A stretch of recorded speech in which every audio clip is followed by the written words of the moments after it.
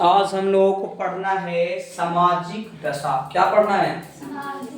कौन सा? वैदिक काल के। तो वैदिक काल को अगर हम सामाजिक दशा पढ़ रहे हैं तो वैदिक काल को हम बांटे तो दो भागों में। कितने भागों में? दो भागों में। एक ऋग वैदिक काल, एक उत्तर वैदिक काल। अगर ये दोनों के समान रूप से हम लोग पढ़ लें तो दोबारा पढ़ के जरूरत पड़ेगा? मतलब एक ऐसे भी हो सकता है, एक और हो सकता है।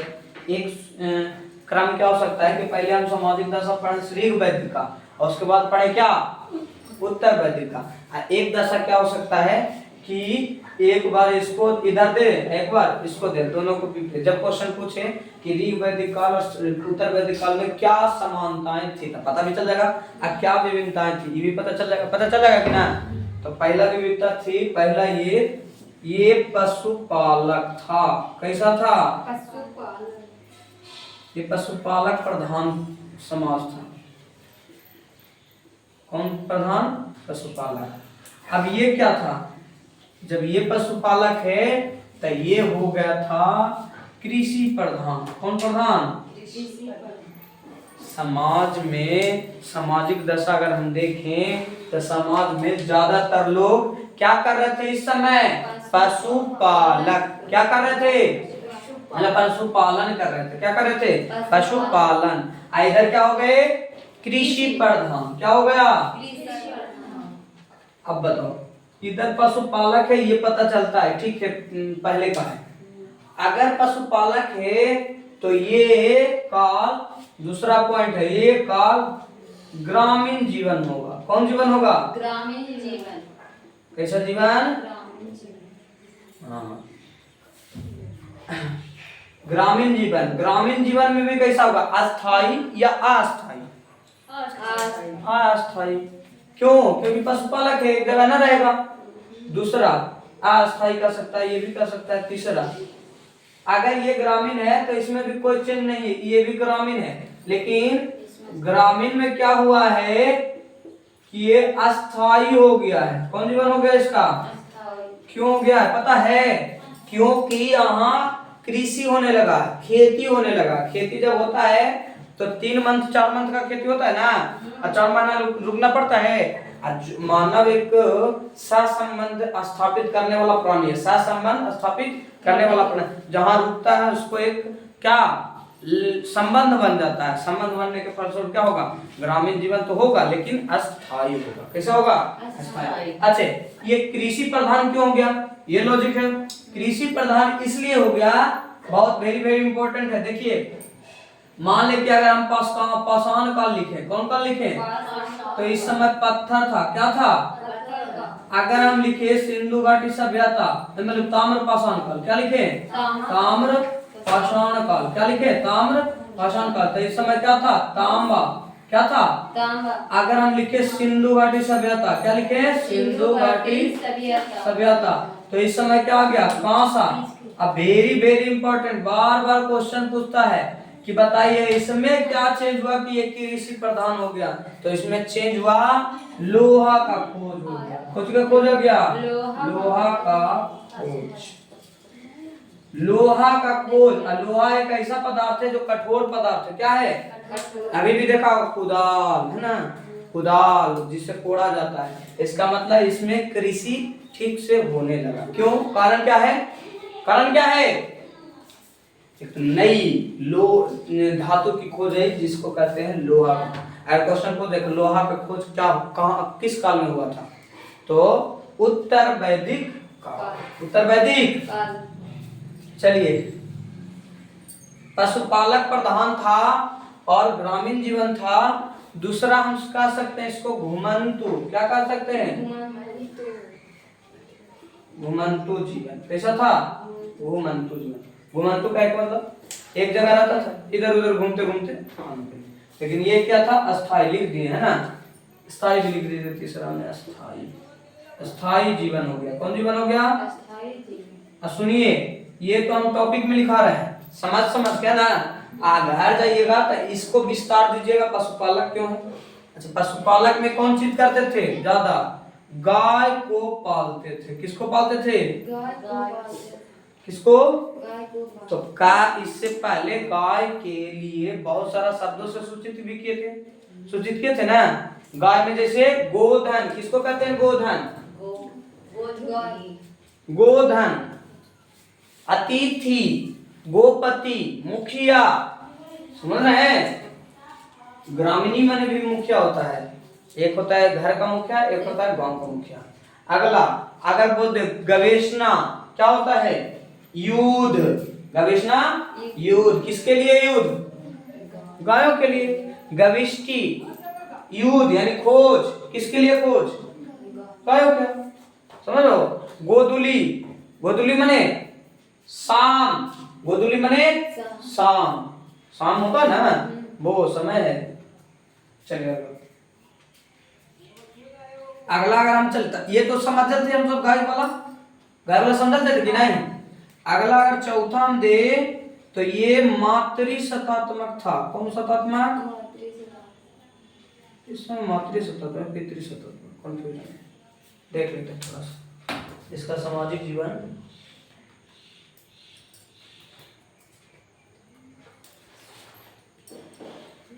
इसमें दिया भी नहीं है, इसमें नहीं दिया हुआ। अच्छा इसको लिखे मातृशतात्मक, शतात्मक, ये क्या हो गया? मातृशतात्मक। ये पीढ़ी क्या चलाएगा चौथा में?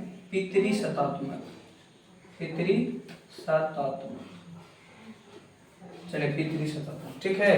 तो बोलो, देखिए ये तो कंफ्यूजन हो, लेकिन देख लेंगे, कोई प्रॉब्लम नहीं। अभी ना लिखे इसको, मिटा देते हैं, थोड़ा सा कंफ्यूजन है। लेकिन हाँ ये कंफर्म है कि ये चला था पितृशतात्मक, चला था, क्या हुआ था इसमें कंफ्यूजन, लेकिन ये पितृशतात्मक था। चलिए अगला एक बहुत महत्वपूर्ण है, जो जाति है ना, जाति, जाति था ना, वो कर्म आधारित था। कौन सी आधारित? कर्म आधारित। जाति कैसा था? कर्म आधारित, मतलब जो जे काम करेगा वो उस टाइप का जाति होगा। जैसे कोई पढ़ाई करता है, कुछ करता है कोई, तो वो हो जाएगा ब्राह्मण। सुनिए कितने प्रकार की जाति था? जाति चार, कितने? चार। ब्राह्मण, कौन? ब्राह्मण, क्षत्रिय, कुछ क्षत्रिय, हाँ, वैश्य, क्या होगा? वैश्य। एक होगा शूद्र, क्या होगा? शूद्र। बताए जाति कितने में डिवाइड थे?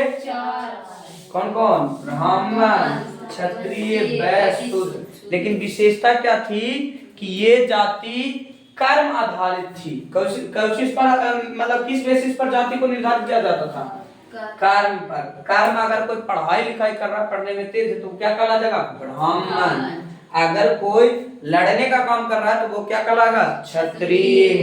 अगर कोई व्यापार ये सब वाणिज्य कर रहा है तो क्या कहलाएगा? वैश्य। अगर कोई सेवा कर रहा है, क्या कर रहा है? सेवा, मतलब किसी को खिला रहा है खाना या फिर कुछ कर रहा है, बाई चांस कोई भूखे है उसको खाना खिला रहा है, तो कहलाएगा क्या? शुद्ध। क्या कहलाएगा? शुद्ध। बस हमारी। लेकिन इसमें खराबी क्या का चलाया, जे सुनो, इसमें खराबी चलाई कि ये हो गया जाति जन्म आधारित। जन्म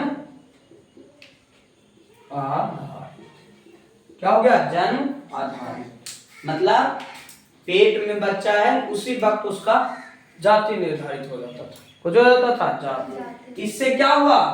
इससे स्वतंत्रता का हनन हुआ। कुछ का हनन हुआ? स्वतंत्रता। कोई आदमी स्वतंत्र हुआ जी? नहीं। स्वतंत्र हो पाएगा इसमें? नहीं हो पाएगा। कैसे नहीं हो पाएगा? क्यों? अरे भाई वो पढ़ना चाह रहा है और उसको तुम शूद्र बने ले, है ना। अगर कोई शूद्र है और उसको तुम क्या बने? क्षत्रिय बने ले, क्षत्रिय बने ले, हो सकता है ना। तो इसमें स्वतंत्रता का हनन हुआ। दूसरा समानता का हनन हुआ। किसका हनन होगा? एक समान होगा कोई? समान माने क्या? ऑफर सबके लिए समान मिलना चाहिए, ऑफर सबको मिलना चाहिए। लेकिन एगो के लिए ऑफर मिलेगा ब्राह्मण को और वैश्य शूद्र को ना मिलेगा? मिलेगा? तो समानता का हनन होगा। न्याय ठीक से ना मिल पाएगा। न्याय ठीक से मिल पाएगा जी? है, नहीं मिल पाएगा ठीक से, नहीं। सामाजिक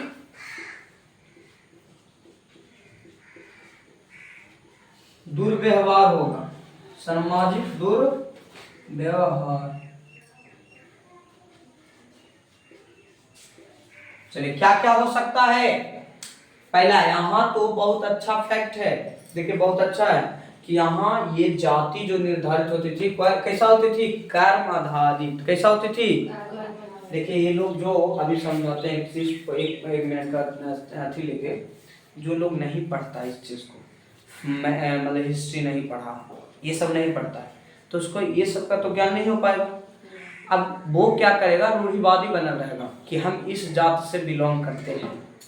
हालांकि आपको ये बात बता देते हैं कि बताइए इससे पहले जाति का कोई नाम था, चलिए सिंधु घाटी समय तक पढ़ा जाति आया था, पाषाण काल बताया था जाति आया था, इस वक्त आया भी। तब जो ऋग वैदिक काल है, जाति कैसे निर्धारित हो रहा था, कर्म करने पर, जो काम कौन जो जिस टाइप का काम करेगा उस टाइप का जाति होगा। और जाति थी भी कितनी, 4। कितनी थी, पहला ब्राह्मण। अगर कोई भी आदमी अगर शूद्र में पैदा लिया है, कोई आदमी शूद्र के घर में पैदा लिया है और पढ़ना चाहता है, क्या करना चाहता है, अब पढ़ भी लिया तो क्या कहला जाएगा, ब्राह्मण कहला जाएगा। समझ रहा है। अगर कोई क्षत्रिय है, कोई है मान ले कि ब्राह्मण है, कोई क्या है, ब्राह्मण है और उसके घर में एक पुत्र हुआ है या पुत्री हुई है, अब वो अब क्या करना चाहती है, लड़ना चाहती है, शिकार उकार करना चाहती है, ज्यादा इंटरेस्टेड रहती है, तो वो क्या हो गई अब, क्षत्रिय। तो ये समानता तो ना, ये स्वतंत्र है ना, कोई कुछ भी कर सकता है। अब क्या है कि पंडित जी कितना भी पढ़ा लिखा नहीं है, लेकिन पूजा कराएंगे कौन, पंडित। कितना खराब है। अब सोचिए आप लोग अब इस चीज को पढ़ लिए हैं, तो आपको कोई धमकी दे पंडित जी तो जा तुमको ही पूजा कराने नहीं आएंगे, तो आप पैसा सह लीजिएगा, बोलेगा ना और जाए तो नाम मतलब नहीं है। कहा कि पंडित पढ़ा रहना चाहिए, खाली पंडित क्या रहना चाहिए, पढ़ा रहना चाहिए। ऐसा भी नहीं है कि पंडित प्योर खाली जन्म से होना चाहिए, जन्म से होना चाहिए, ऐसा ही नहीं। ऋग वैदिक काल में जन्म से होता था जी, नहीं, खुद से होता था, कर्म से। ये हो गया क्या, जन्म से। चलिए इसको पहले उतारिए। आज जन्म से होने के फलस्वरूप किस किस चीज में होने लगा, स्वतंत्रता का हनन होने लगा, समानता का हनन होने लगा, न्याय नहीं बढ़िया से मिलने लगा, सामाजिक दुर्व्यवहार होने लगा। इसको करके कोची ये अंतर स्पष्ट है। और भी अंतर बताएंगे, पहले इसको लिखिए। एक और है 6 में, यहाँ कोई राजा नहीं था, यहाँ कोई राजा नहीं, यहाँ कोई राजा नहीं था। यहाँ क्या हो जाएगा, यहाँ क्या हो जाएगा, राजा। यहाँ क्या आ जाएगा, राजा। यहाँ कोई राजा नहीं था, यहाँ राजा चला। तो प्रॉब्लम क्या, देखिए 7वां, यहाँ विदत सभा और समिति जैसी संस्था थी। विदत सभा और समिति जैसी संस्था थी बना हुआ, मतलब 3 प्रकार की संस्था थी। पहला विदत सभा और समिति। अब पता है इन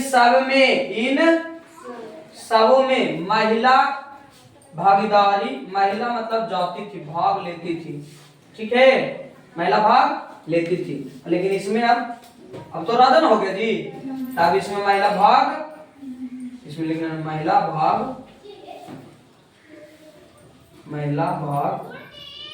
नहीं लेती थी,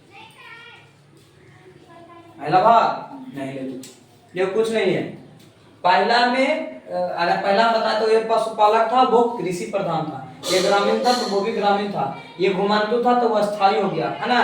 इधर जाति कर्म आधारित था तो उधर जाति जन्म आधारित। इधर पितृसत्तात्मक, इधर भी पितृसत्तात्मक है जी, पितृसत्तात्मक लिख लीजिएगा, पितृसत्तात्मक। पितृसत्तात्मक और मातृसत्तात्मक समझ में आता है, हैं? हम बताए थे सिंधु घाटी सभ्यता कैसा था, पितृसत्तात्मक की मातृसत्तात्मक, मातृसत्तात्मक। इसका मतलब ज्यादा माता को माता को ज्यादा आगे रखना। अभी क्या होता है, अभी आपसे अगर पूछे तो आप बताइएगा पापा का नाम, लेकिन उस टाइम मम्मी के नाम, ज्यादा मम्मी से पर चले, है ना, तो उसको कहते हैं मातृसत्तात्मक। लेकिन यहाँ आता क्या हो गया, ये पितृसत्तात्मक, ये भी पितृसत्तात्मक। तो बोला जाति कितने थी, 4 जातियां कितनी थी, 4 पहला ब्राह्मण ब्राह्मण, दूसरा क्षत्रिय, तीसरा वैश्य, चौथा शूद्र। यहाँ राजा नहीं था, यहाँ राजा है। यहाँ 3 प्रकार के अति था, मतलब सब, मतलब कि क्या बोलते इसको, सामाजिक सभा जिसको कह सकते हैं। कौन कौन, विध, सभा और समिति। समझा, इसमें महिलाएं भागीदारी लेगी कि ना, लेती थी। और इसमें महिलाएं भागीदारी, महिलाओं की स्थिति, आप ये कह सकते हैं कि इसमें महिला का जो स्थिति था, स्थिति वो कहीं ना कहीं अच्छा था, महिला की स्थिति अच्छा था।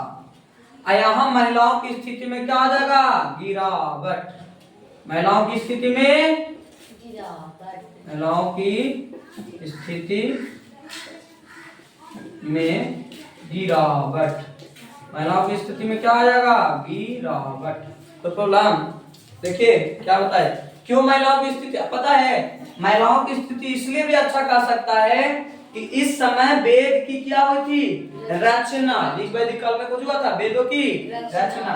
तो वेद की रचना करने में महिलाएं, वेद की रचना करने में, लिखिएगा बढ़िया से, वेद की रचना करने में महिलाएं भागीदारी लेती थी। महिलाएं मतलब महिलाओं ने भी वेद की रचना की थी। जैसे में पहला है अपाला, नाम क्या है, कौन कौन ऐसी महिला जैसे में थी जो वेदों की भी रचना की थी। तो पहला में अपाला, घोषा, कुछ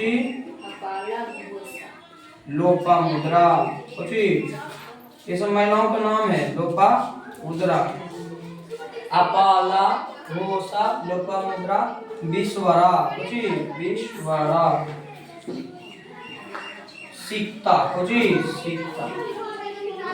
इसको नीचे लिखिएगा आप लोग, इसको नीचे लिखिएगा।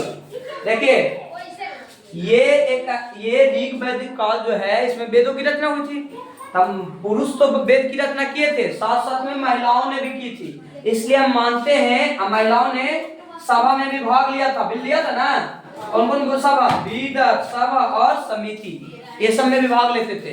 तो हम कह दें इस स्थिति से हम ये कह सकते हैं कि महिलाओं की जो स्थिति थी वो कैसी थी, अच्छी थी। महिलाओं की स्थिति कैसी थी, अच्छी थी। लेकिन यहाँ क्या हुआ कि यही जिसमें भाग लेती थी महिलाएं, जिस सभा में, उस सभा में भाग नहीं लेने लगे। साथ साथ में जिस वेदों की रचना किया था, कौन रचना की थी, महिलाओं ने। किसने, लाइक महिला कौन कौन थी, अपाला, घोषा, लोपामुद्रा, विश्वारा और सीता, ये सब महिला ने किया था ना वेदों की रचना। अब पता है इसमें वेद पढ़ने भी नहीं दिया जा रहा है महिलाओं को, कह रहा है कि वेद पढ़िएगा वेद छुआ जाएगा। वेदों की पढ़ने की भी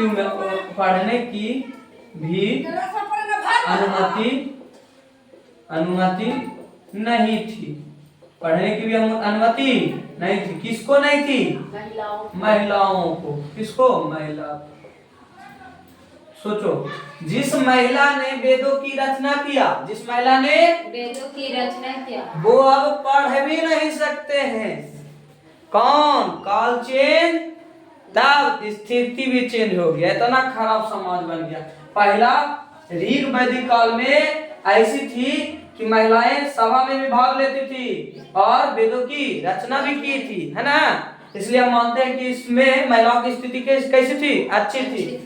जैसा ही उत्तर वैदिक काल आता है, उत्तर वैदिक काल आता है, तो सभा में तो भाग, सभा, समिति और विदत में तो भाग नहीं लेती है, नहीं लेती है। साथ साथ में जिस वेद की रचना की थी वो, उसको भी पढ़ने नहीं दिया जाता, बोल दिया जाता है कि छुआछूत है, मतलब लेडीज लोग नहीं पढ़ सकती। समझ बात। तो इस प्रकार का हमारा समाज बन गया था। आज के लिए इतना ही, इससे ज्यादा नहीं जा सकते।